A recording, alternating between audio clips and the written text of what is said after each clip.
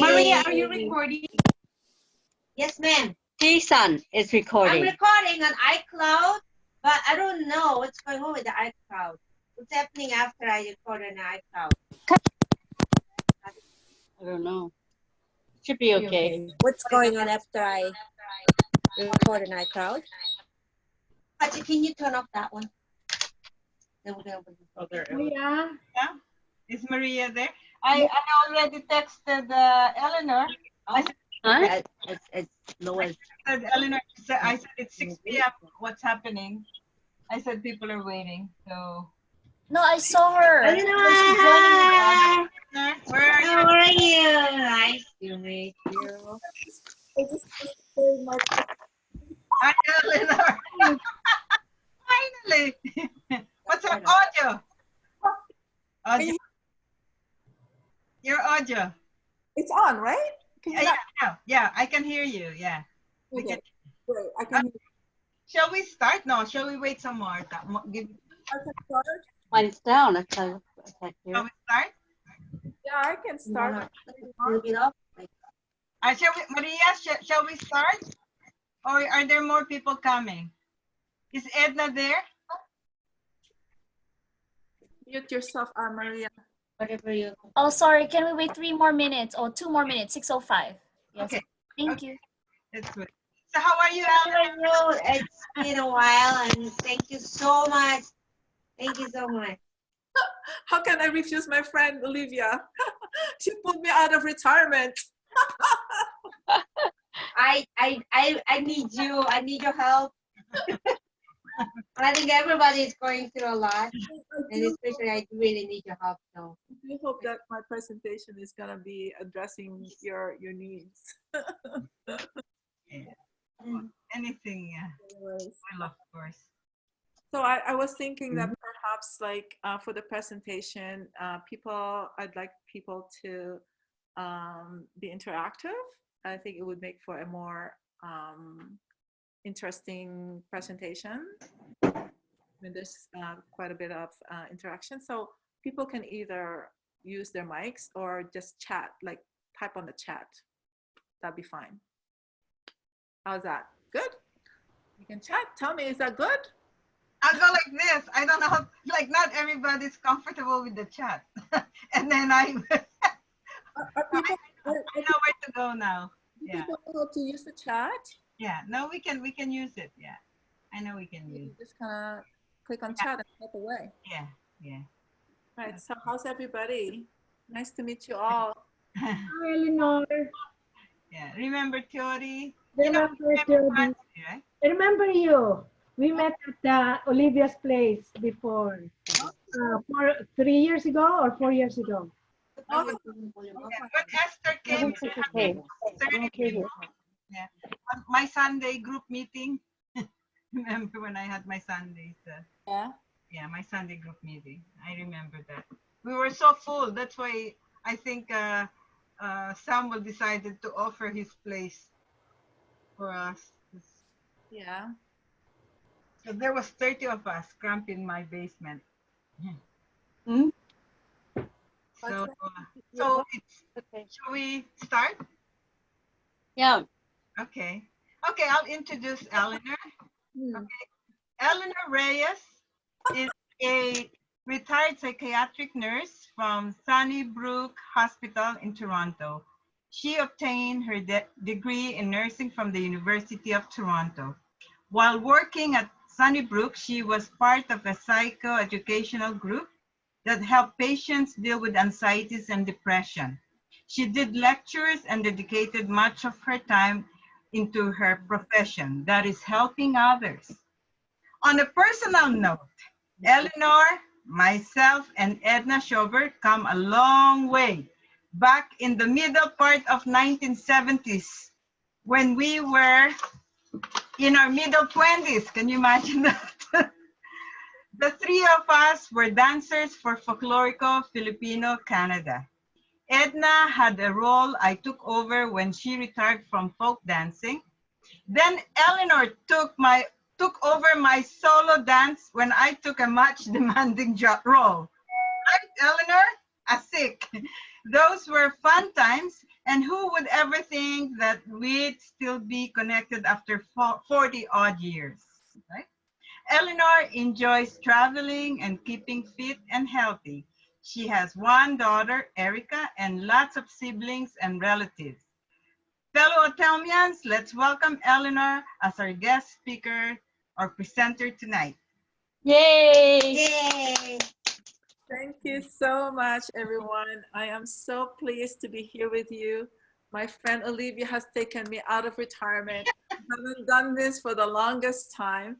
So I hope that I can deliver what you're hoping to get.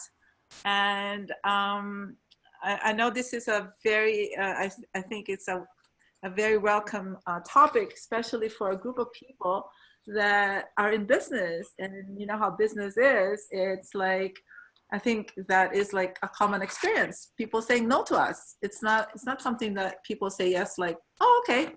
Like, you know, you meet people and not everybody says yes. I think it's mostly not a lot of, mostly no's and instead of yeses, right? So I would like to share, I don't know, I've never done this before. So, but I had prepared some slides. So if it's possible, if I could share my screen. Yes, you may. The host should allow you to share your screen. Okay. Yeah, thank you. He's saying. Share the screen. She's gonna start with 5. Sure. Okay, I've never done this before, so. All right, so people are welcome to respond to me in the chat, or they can say something, unmute themselves and say something. Yeah, the one at the bottom, you'll be able to see there's icons for participants, chat, and share screen. So you just have to press share screen and you should be able to choose your screen or PowerPoint to share once Hiseng allowed you to. Am I already allowed to? No, just a second. Yes. She's Can you try pressing your share screen? You should be able to. Yeah.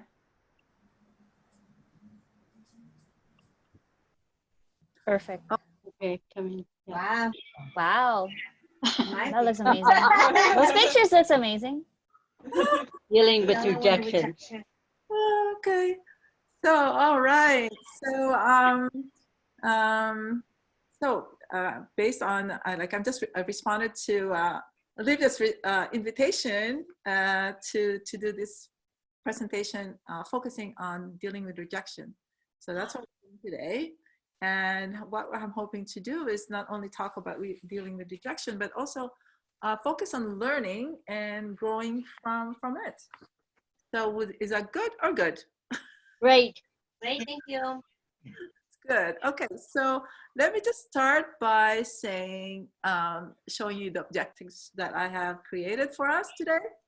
So at the end of this session, I'm hoping that you will gain a better understanding of the role of thought and self-esteem in the experience of rejection, be able to identify at least 3 strategies for dealing with rejection, be able to name 3 emotional hygiene strategies to overcome rumination, and be able to list 5 ways to turn rejection into a positive growth experience. And lastly, I'd like you to be able to identify 1 action to implement today or tomorrow based on what was learned today. How does that sound, guys? Very good. I wasted turn. Exciting. Notes? People will say they're not affected when people reject them, but honestly, we all know it does. So. Yeah. The common experience. Okay, so here I thought I'd share this quote with you. Every time I thought I was being rejected from something good, I was actually being directed to something better. Oh, that's a good one. Yeah. Marabao is the author for Reflections on Life, Unapologetically You, Reflections on Life and to the one in Human Experience. So I thought this was a good start because with this quote, because it kind of supports what where I'm trying to go with this presentation. And also it shows rejection as not something we should fear but rather welcome, because it brings us to something that is better than what we are. So it's like, you know, when one door is closed, something else opens. And hopefully that door that opens is a much bigger door and a much brighter entry to something bigger. So let me just start with the definition of rejection. So according to dictionary.com, rejection is described as the dismissing or refusing of a proposal, etc., idea, or etc. Other words associated with rejection are non-acceptance or declining. It also means the spreading of a person's affections.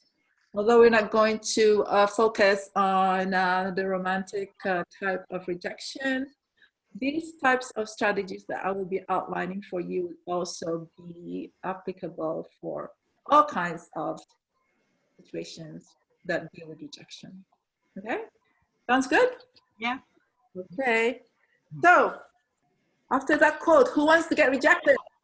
No one. I was hoping, yeah, me. Okay, we all know no one wants to be rejected, okay? We all want recognition, acceptance, or the approval of others. It is very common to think that to link our sense of from the recognition and approval of others. Well, the opposite of this coin is that we perceive rejection as an affront on our self-worth, which makes us feel less worthy. So when we're rejected, we feel less worthy because we attach so much meaning in terms of the approval from other people. So has anybody here not been rejected at all?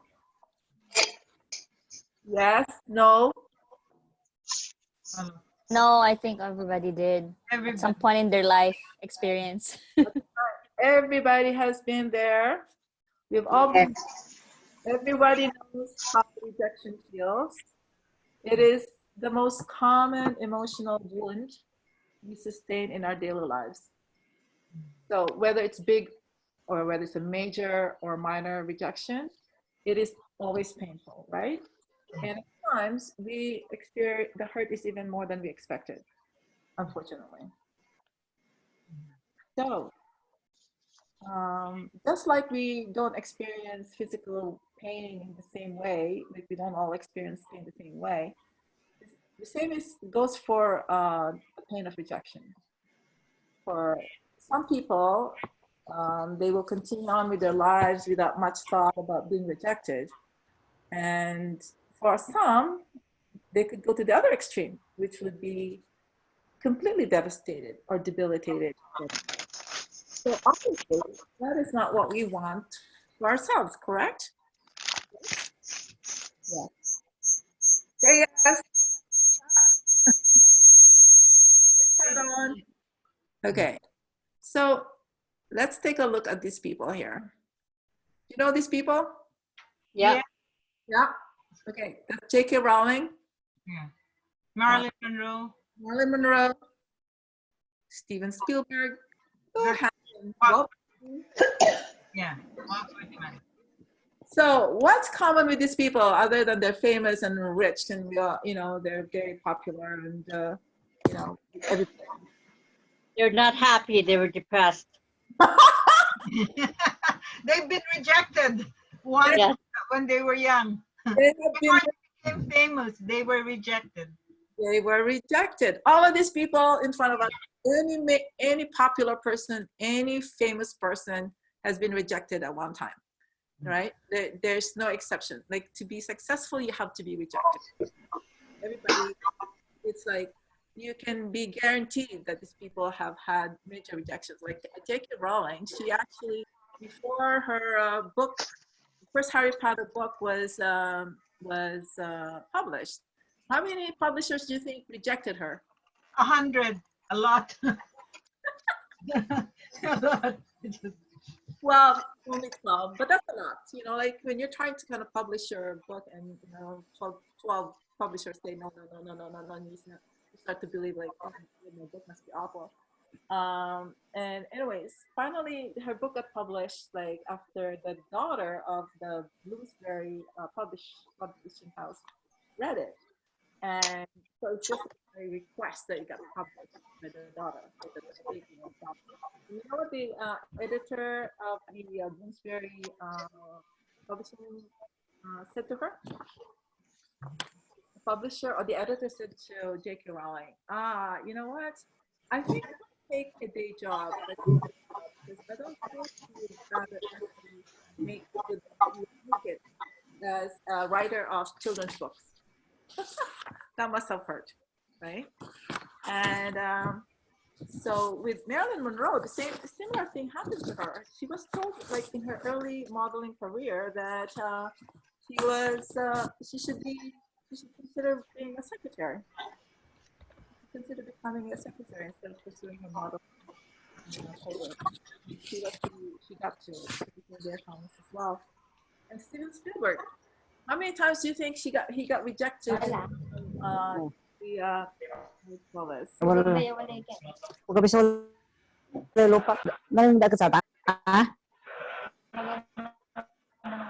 it's hard to hear me? Okay, I'm sorry. How is this? Is it better? It's better to unmute everyone because I think there are talks coming. Yeah.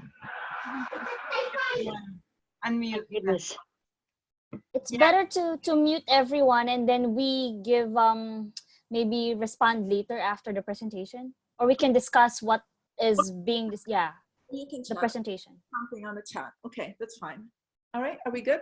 So anyways, I'll go back to Steven Spielberg. He got rejected like from the University of Southern California of theater and film and television 3 times. Finally got accepted to another school, a school which he dropped out to pursue directing. So go figure.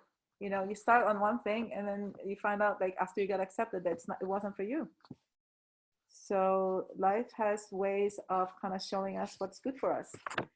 And Walt Disney was fired from the Kansas City Star in 1919 because his editor said he lacked imagination and had no good ideas.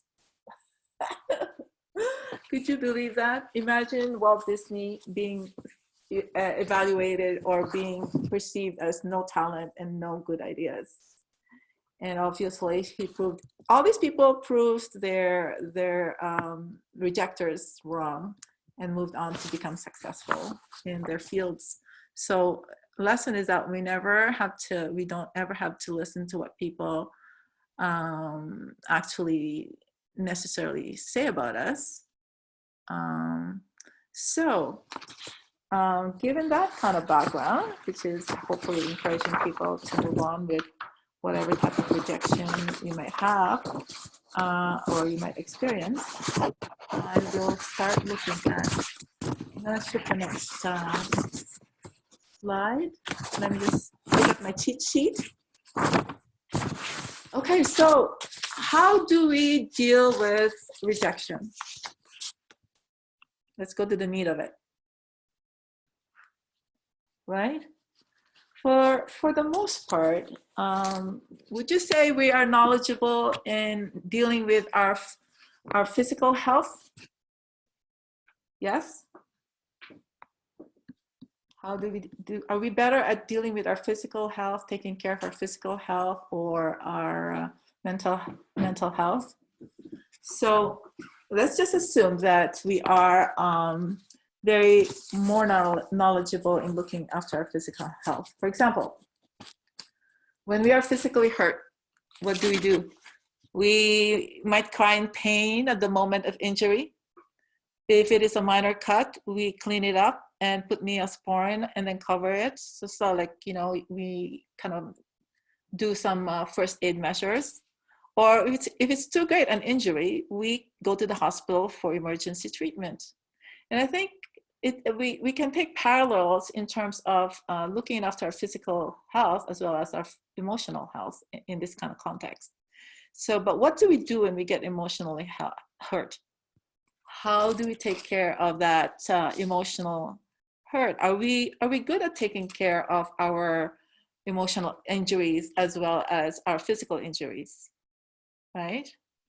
I would suggest that perhaps we're not as good as doing as I would suggest that we're probably not as adept at dealing with our emotional hurt. So coming back to rejection, because it is some type of wounding, right? Like, you know, when we are rejected, you know, it hurts our self-esteem, it hurts our self-worth. It's a very painful experience for us. So the first thing we need to do, because it strikes on the self-esteem, is to actually revive our self-esteem, right? When we are in an emotional pain, how do we do this? Like, when we are in emotional pain, would a friend beat us up? No, right? But that's what we normally do when we get rejected. We think of all the horrible things about ourselves. We say things like, oh, I'm such a loser. I made myself, I was a fool. You know, whatever you think of, whatever you can say to yourself at the time, but mostly nothing positive, right? When we're getting rejected. So when we deal with emotional pain, as a friend, if you're helping your friend deal with emotional pain, you would never even think or consider anything like beating your friend for being rejected, right? But that's what we do to ourselves.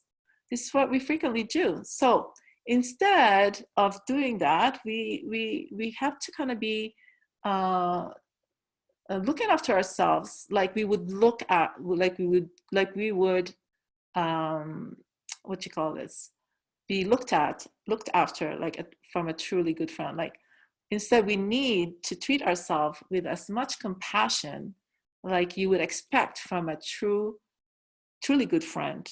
So in a way, we have to be our own best friend when it comes to dealing with rejection. That's number one. And the second one is that, you know, there are so many ways that you can deal with the pain of rejection. Many people just kind of bury it. People deny it. Some people overindulge in the feelings of rejection, in the pain of rejection. They super focus on it. But there's a proper way, or a healthy way, to actually deal with the pain of rejection. And that is that first you have to acknowledge your pain or the hurt, okay? It's very important that you allow yourself to feel the pain. So don't pretend that don't pretend that you're not feeling hurt when you're in fact feeling very hurt. So, because this is a genuine and legitimate feeling. So you can say, appreciate your embarrassment, disappointment, and anger and shame. Own them, okay? Give the pain, the pain that we actually experience is like a sign that we are grieving the loss of something that we wanted badly. Give yourself the adequate time to get over it, and ideally stick to that time. So if you say, I'm gonna give myself the whole evening to just kind of, you know, be miserable and be sad and be angry, and, you know, or I'm gonna give myself a day or however long, but not too long, because you don't want to become a victim of those feelings, okay? As much as possible, refrain from wallowing in self-pity after the time that you had allotted for yourself, that, you know, to go and experience and appreciate and feel the pain, okay? Important that we can acknowledge the pain without actually becoming a victim or overcome with the pain. All right,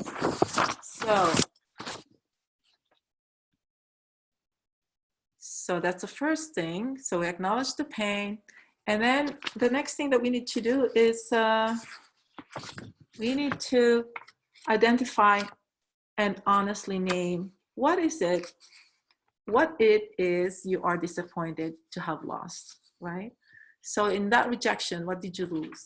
Did you lose the opportunity to get promoted to your next level in Atomy, become a Sharon master? Did you lose that because like of one or several people that didn't quite, you know, go along with you in terms of what you needed to do? So think about the time when you have been rejected, and think about what was the thing that you lost that you're grieving for? Like what does it mean to you, that loss? How does it impact on your how do you perceive it impacting your life? Is it, you know, is it, so a lot of times it's how we perceive the impact that makes a difference, right? So as you identify that loss, then that's the next step, is to, where's my cheat sheet? Yeah, so you identified and honestly name what it's you're disappointed to have lost, you might be able to kind of see that this by going through this process, that this can help put your loss in proper perspective. Maybe there'll be other opportunities to achieve your dream. Maybe it's important to kind of look at focusing more on exploring possibilities rather than, and less than on the loss. So focus on possibilities that instead of the loss from that rejection. So then you're looking at having something rather than losing something. And of course, the other thing that we would be very good to do is to give voice to your pain by sharing your hurt with someone you trust. Okay, someone who will listen quietly without trying to talk you out of your pain or to try and fix things.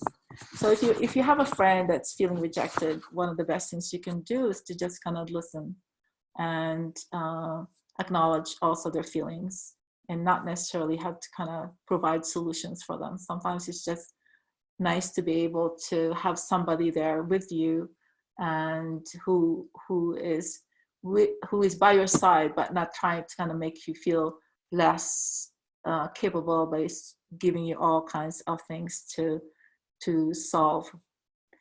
But the other thing is that when you give voice to your pain by sharing your hurt with someone you trust, you are in a way addressing your emotional pain in a healthy way.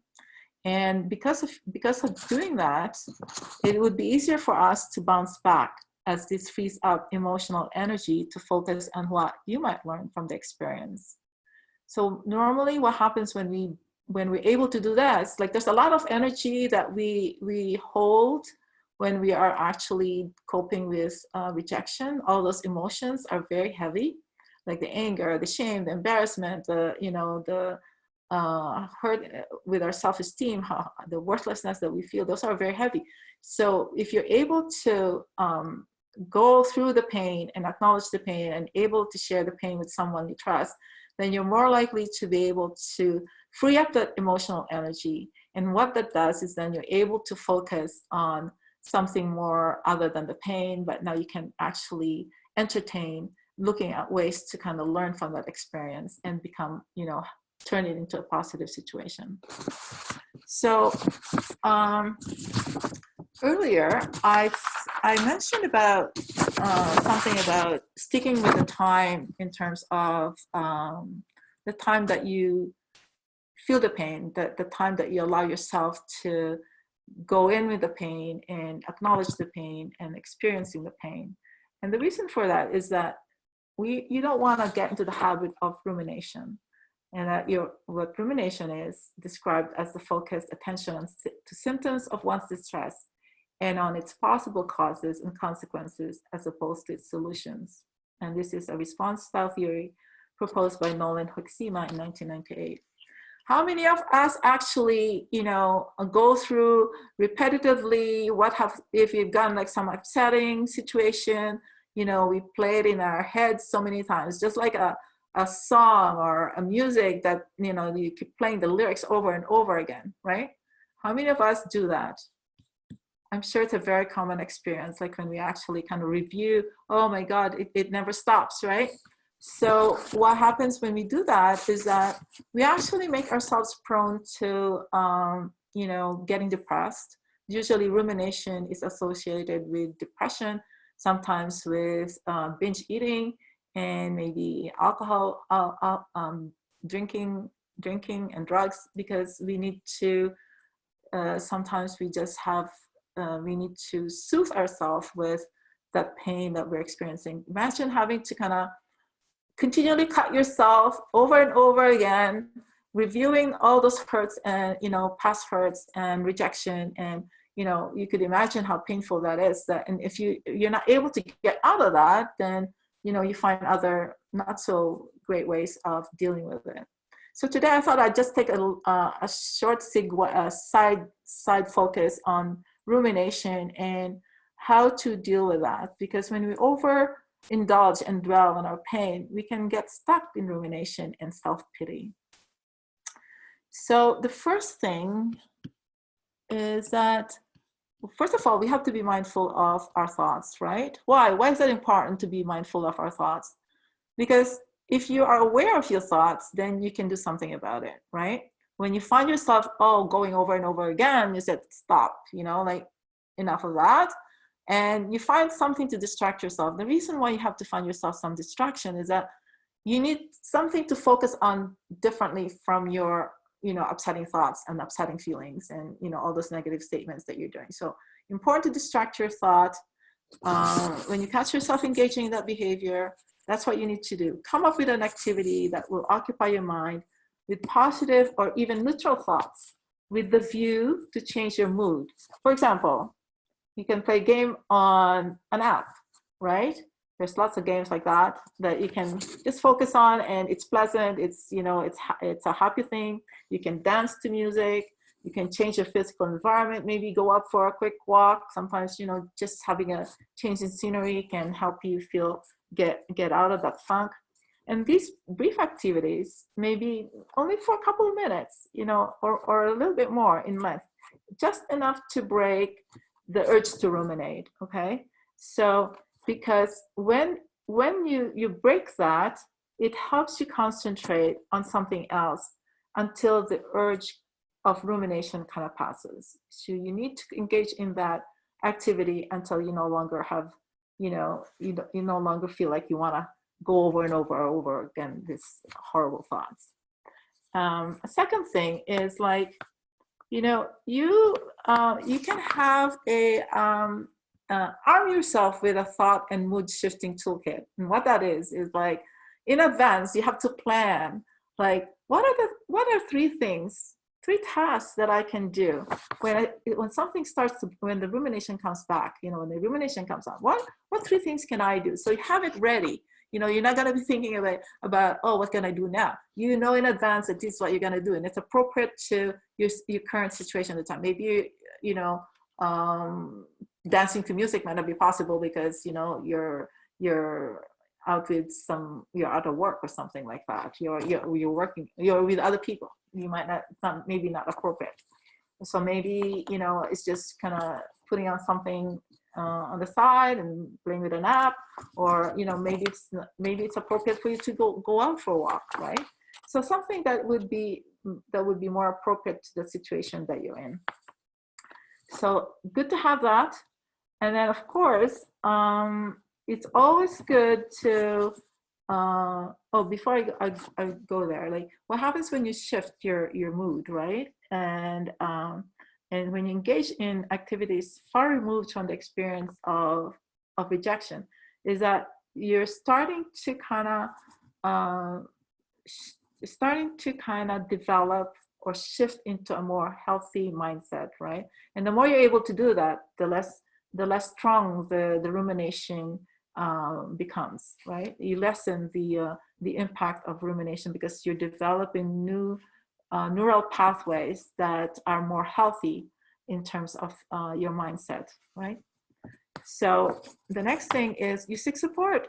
You know, maybe you need to partner with a family member or a friend to stop you when you start engaging in self-pity or ruminating, you know, or reviewing it again. Oh, you know, this thing happened, and, you know, I was so angry and I'm so upset and I can't believe they did that to me, you know, all those kinds of things. So, like, you know, usually when we have family and friends, like, we tend to share these things, and if you are suffering from rumination, ask them to help you. Say, you know, when you notice me going through that, just tell me, remind me to stop and, you know, start distracting myself, right?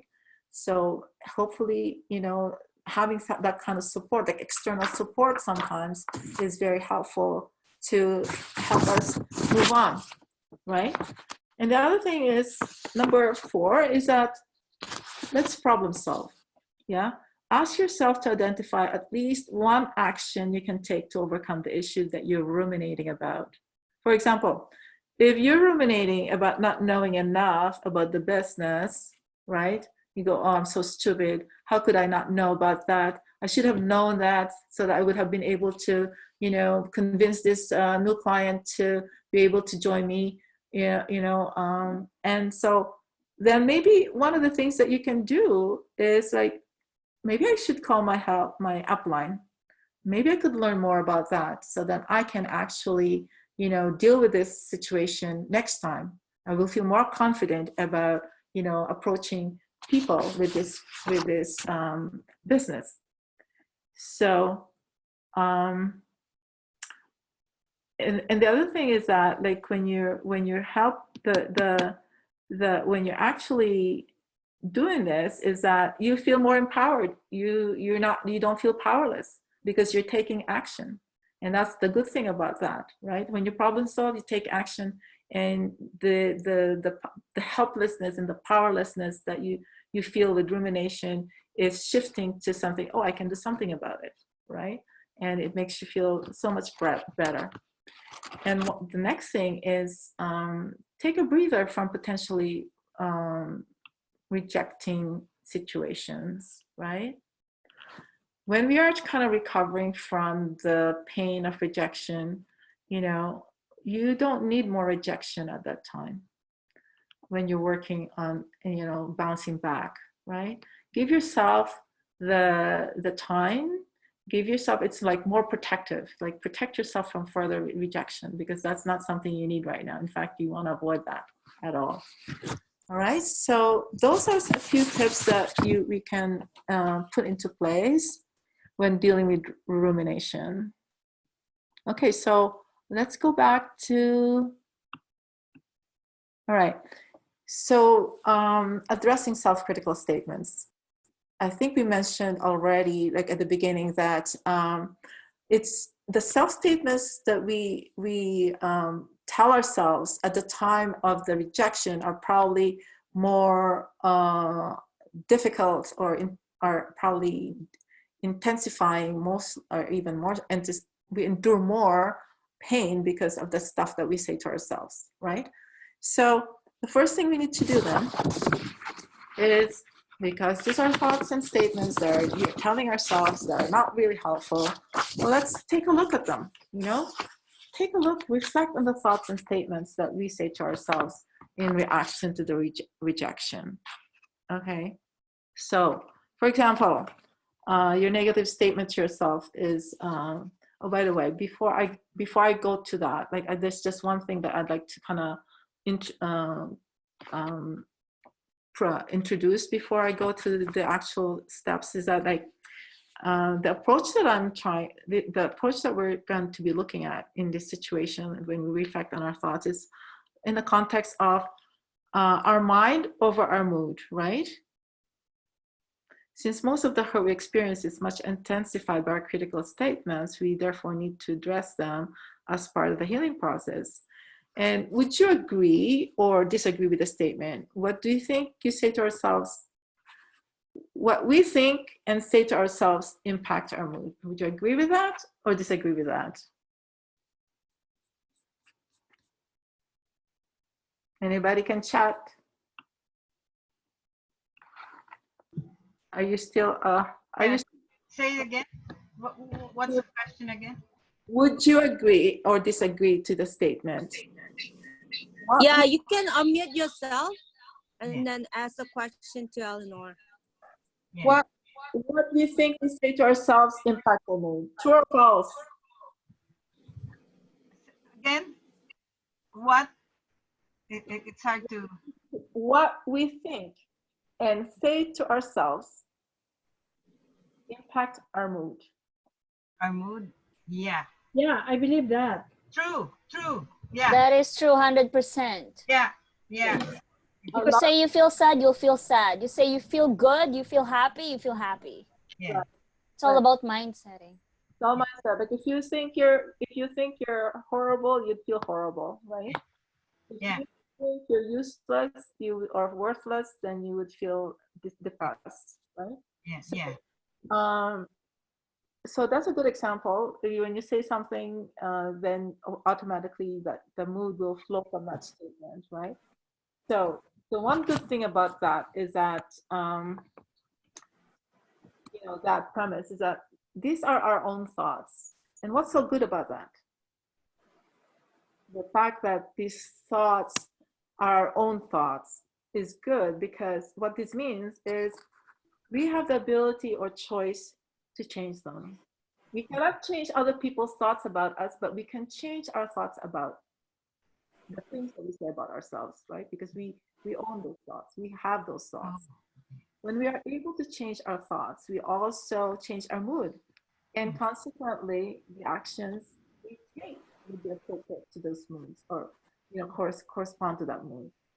So we have the power to feel and act differently by choosing to change our perspective. Now, this is very powerful, very, very powerful strategy, because anytime we are feeling anxious, upset, unhappy, this is the mind over mood strategy is something we can apply not only to the experience of rejection, but anytime you feel unhappy or upset, or anytime you feel anxious. So how good is that? Good or good? Yes? Right. Okay. So in actually how we address that, or how, like, this is just an example of mood, how we change when we recognize that our mood experience is likely to change, is likely to lead to certain behaviors. We want to engage in behaviors that are supportive of our well-being and success. So therefore, if you want to be able to change those behaviors, we need to be able to reflect on our thoughts. We need to be aware of the thoughts and statements that we say to ourselves in any kind of situation, whether it's rejection or, situation that you're feeling anxious about, So these are the thoughts that you have to pay attention to. For example, if you say, that for example, the statement that says, I am a loser, so you identify the statement first, and then from that statement, what kind of mood would you feel? Like, I am a loser. The corresponding feeling would be most likely, or feeling would be, feeling down? Maybe I'm a loser. I would feel worthless. You would feel depressed, right? So when you're feeling down and depressed and feeling worthless, are you prone to going out? Probably not. Maybe your behavior would be more like withdrawal, right? You don't want to be doing anything. You feel like you don't want to do something because you're just kind of feeling down. You want to just do nothing. Maybe you would even want to take drugs or alcohol just to kind of take the pain away. So you can see how those moods kind of dictate or motivate you into acting a certain way, right? So the second step is that where am I now? I don't know which side. Okay, the second step is in addressing our self-critical statements is we need to refute that statement. We need to dispute it. Say something like, for example, just because a client refused my offer does not mean I am a loser. A single no, like that should be in quotations, or even more, does not define me. So when we say that to ourselves, are we still kind of feeling down? No, you're actually kind of, you've shifted your mood into a neutral mood, right? So, and when you're in this kind of mood, then this mood actually is supported to taking positive action towards your goal, right? So you're saying, I'm not a loser. I'm not defined by that. If you're not a loser, then you can go out and do something, right? You're gonna be able to go out and achieve your goals. You're gonna be able to go out and accomplish things, right? So And then the third one is after you have refuted that, what are the evidence that you're a loser? Then the next thing that we do is you may shift your statements by making a positive statement about yourself. So you can say, I am very good with people. And when you say that to yourself, you know, that results in improved mood. And this mood actually supports reaching out to other people, to your other contacts, right? So as you can see, like when you go through this process, like it's easy or not easy. I wouldn't say it's easy because sometimes this doesn't automatically feel right or automatically go the same way you want it to be. Because sometimes you need to be able to do this more often, more frequently, get a lot of practice in doing this sort of thing, like shifting your thoughts, right? Thought shifting. So, so in a way, you have like a strategy, a step-by-step strategy that you can follow when you're feeling kind of, you know, feeling down, or you know, you're by being aware of your thoughts, you can actually modify your thoughts to modify your feelings and your actions. And lastly, what you can do is I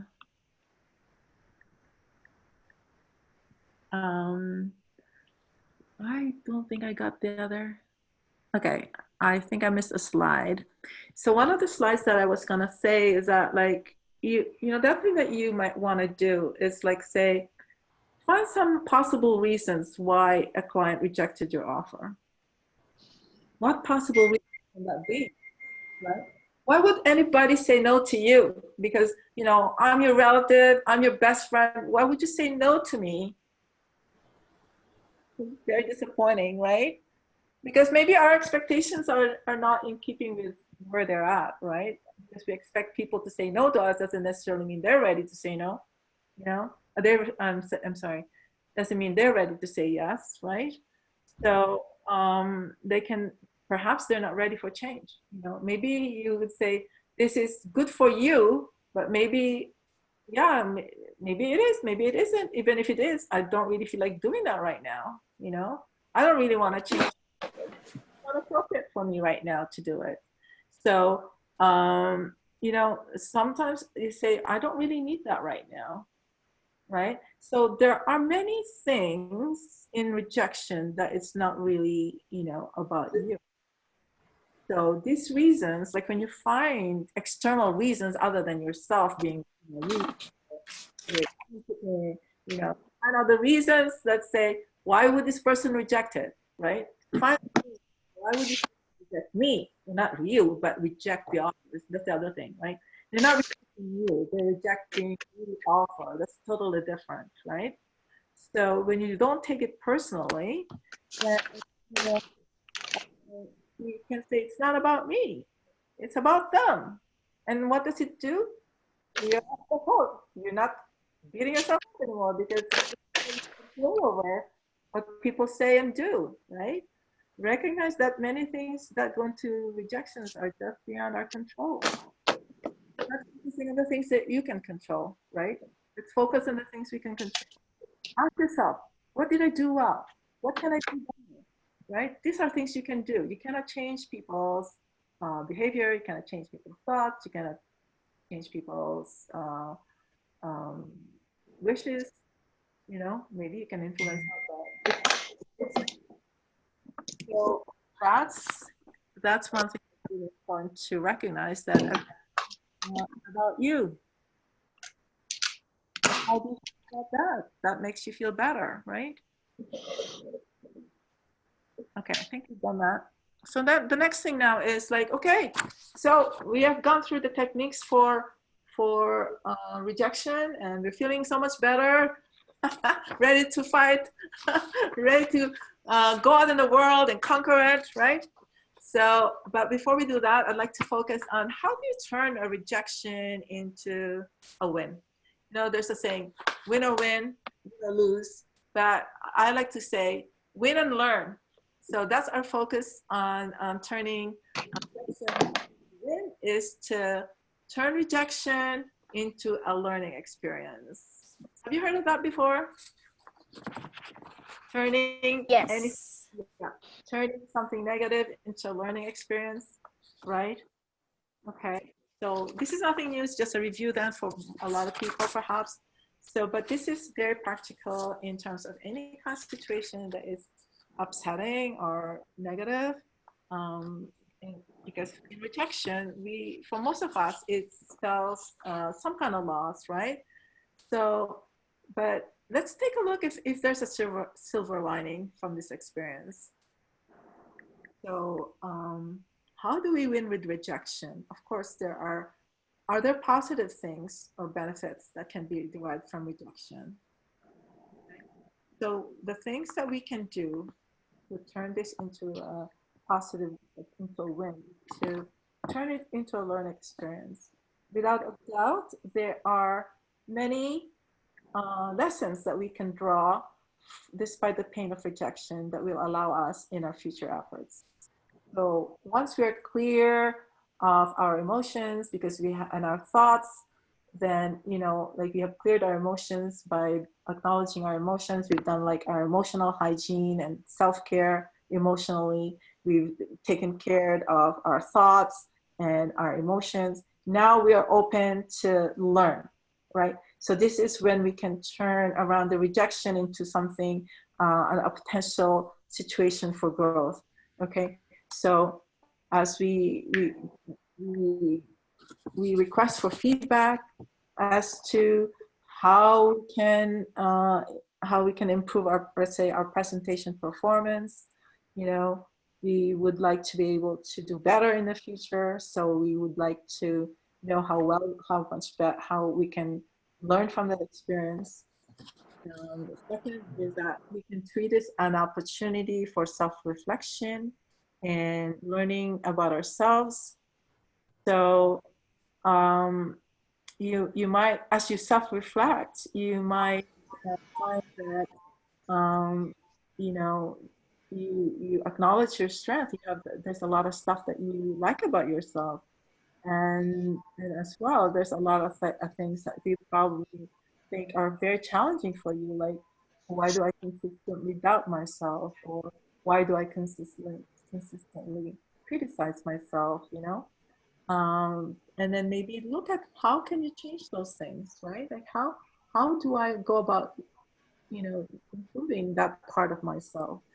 Sometimes, we can do it on our own, and sometimes we need help doing it with from others. Could be from our friends, could be from professionals, could be from the people like on your upline. Maybe they'll be able to help you with that, right? Like, so look for people around you. Look for mentors, look for coaches that may be able to help you with that. Likewise, rejection forces us to learn new skills. How better deal with our emotions associated with rejection, right? So when we're being rejected, how can I deal better with these feelings? Like we develop skills to deal with rejection. And then we learn areas we need to improve on, like understanding the needs of your clients, perhaps. So you can better tailor, like maybe learn to your assessment of clients' needs, right? So then you can tailor your offers to them. And then the next thing is very critical. Learn to manage expectations, right? What are we saying to ourselves when we go out and meet with clients? Let's say, are we expecting to convert each one that we meet into a partner, each one that we meet into a consumer? Do we expect all family and friends, by virtue of our relationships to them, to buy into our business? Is there a better way of approaching so that we are not constantly being disappointed? So we can all look at those to learn how to manage our expectations. Are you expecting perhaps that, because you got all the that you want, but maybe there is a time where, we looking at learning. People sometimes they want to see last in the business before they even say yes. want to say, "Oh, I don't want to be part of that until I can see that you are going to be there for something." Okay. And then, so those are things that we can learn. And then, are there benefits to rejection? Okay. So here we are. I've created a list for us that rejection teaches us patience. We need to be patient. We need to put our, what do they call that? We need to put in our dues before we kind of get up there, right? We cannot just, because we think, like, you know how sometimes when we're fresh graduates, we think like we should be already at the top echelon of the company, right? And sometimes we need to make our dues. And that part is actually teaching us how to be patient. So rejection also encourages us to grow in the person that we want to become, right? It takes courage sometimes because it's not necessarily easy to grow, to change, to get out of our comfort zones. You know, growing requires us to out of our comfort zone. You want to be confident. You want to be confident. You want to be expert in what you do. Then it requires you getting out of the comfort zone, and that usually takes a lot of courage to get there.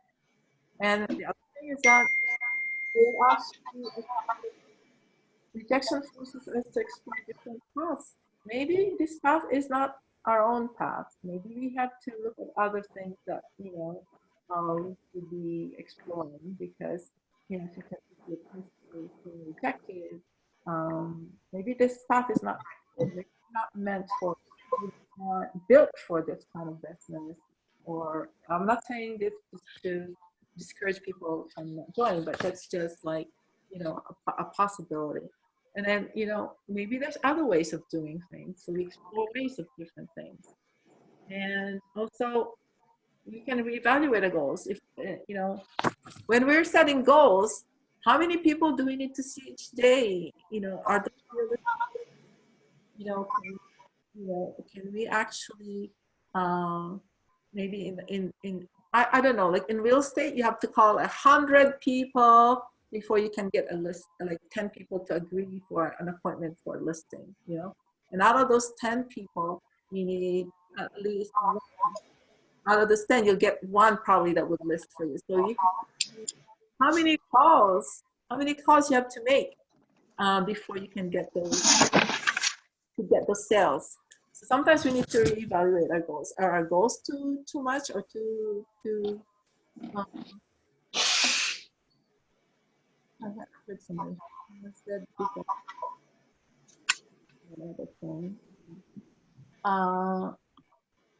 so yeah, there is rejection also teaches us humility and resilience. That's for sure. You know, like very, very important. It does, because when you actually overcome, you know, when you get rejected, it also tells us that we're just human. You know, like sometimes we make mistakes and people don't like that.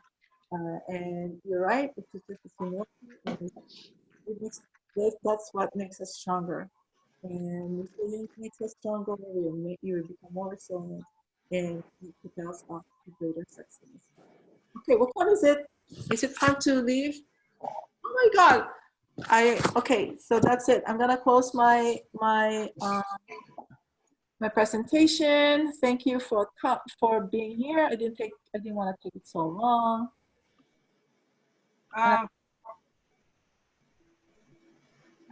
Eleanor, were you able to finish everything, or there's still some that needs to be discussed? Because we can have another, perhaps we can have a follow-up, right? What do you think, Hisa?